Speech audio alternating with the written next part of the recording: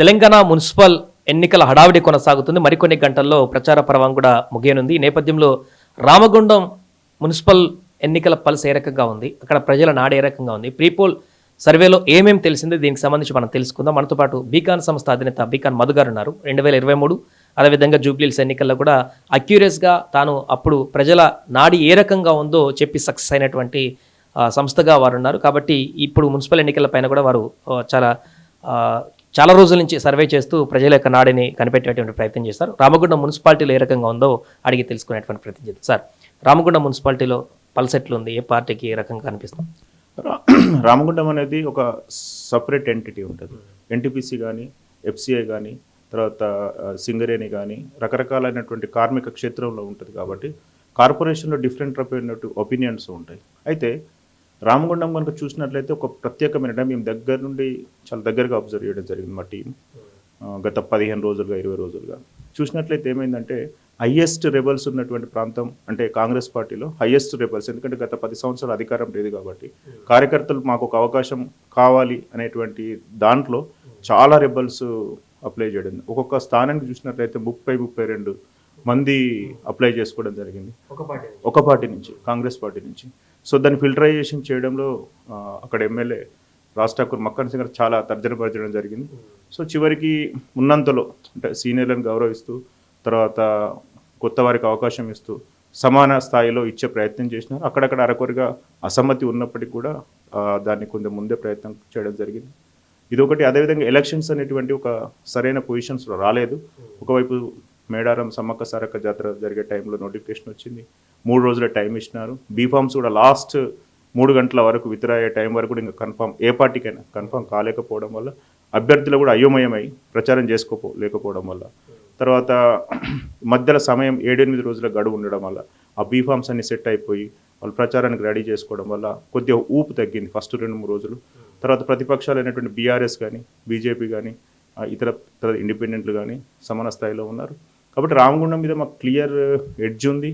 So rebels బెడద అసమ్మతి ఉండడం వల్ల కొంత నష్టం జరిగే అవకాశం ఉన్నప్పటికీ కూడా క్లియర్ క్లీన్ స్వీప్ రామగుండం చేయబోతుంది కాంగ్రెస్ పార్టీ.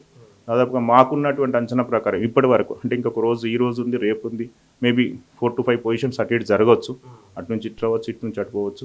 కాబట్టి 40-45 ఇన్ బిట్వీన్ కాంగ్రెస్ గెలిచే అవకాశం ఉంటుంది, maybe plus or minus. So BRS కూడా అదేవిధంగా 12-15 స్థానాలు, అదేవిధంగా ఇతరులు ఎవరైతే ఉన్నారో కాంగ్రెస్ పార్టీలో టికెట్ రాని వారి రెబర్లు అంటే సింహం గుర్తు కానీ, వేరే ఏసీ అలాంటి కొంచెం ఇంపార్టెంట్ గుర్తులు కానీ 2-3 స్థానాలు గెలిచే అవకాశం ఉంది.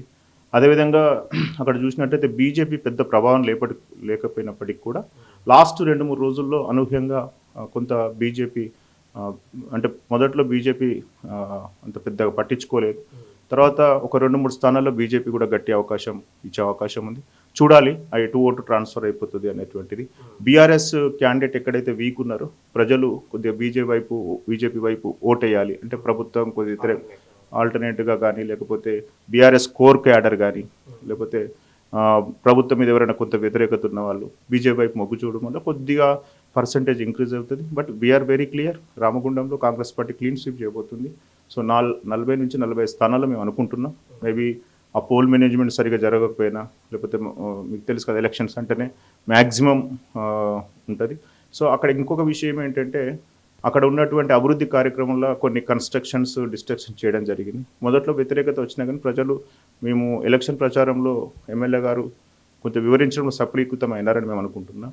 కాబట్టి ఆ కింది స్థాయి ఎవరైతే అభ్యర్థులు కొద్దిగా అంటే ఇంకా ఫాస్ట్గా ప్రచారం కల్పిస్తే కొద్దిగా వేగే ఉండేది. అయినప్పటికీ కూడా లాస్ట్ 3-4 డేస్లో గట్టిగా పుంజుకోవడం జరిగిన తర్వాత ఇప్పుడున్నటువంటి మా అంచనా ప్రకారం 40-43 ఆ స్థానం వరకు కాంగ్రెస్ పార్టీ గెలుస్తుంది. మేబీ చూడాలి ఇంకా రేపు ఎల్లుండి సరిగ్గా ఏదైతే మేనేజ్మెంట్ జరిగినట్లయితే అంటే ఓటర్ని తీసుకుపోయి బాక్స్లో ఓటేయించగలగడం జరిగితే ఖచ్చితంగా మంచి మెజార్టీతో బయటపడుతుంది.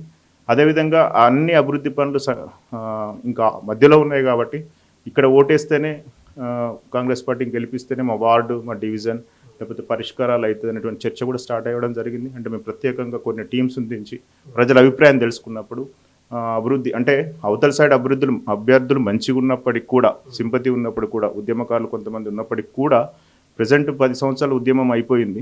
ఇప్పుడు ప్రజలంతా ఆలోచించేది అభివృద్ధి వైపు కాబట్టి సో వాళ్ళు ఏమనుకుంటున్నారంటే ఈ పార్టీకి అంటే అధికార పార్టీకి ఓటేస్తే ఏమైనా కొత్త స్కీమ్స్ వస్తాయి అనేటువంటి ఆలోచన అయితే స్టార్ట్ అయింది. కొన్ని సందర్భాలు పర్సనల్ మామూలుగా లోకల్ బాడీస్ అంటేనే ఫేస్ వాల్యూ ఉంటుంది, క్యాండిడేట్ బేస్డ్ ఎలక్షన్స్గా ఉంటాయి.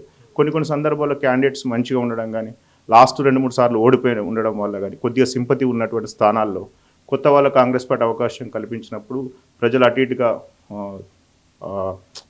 దోబుచులాడుతున్నారు.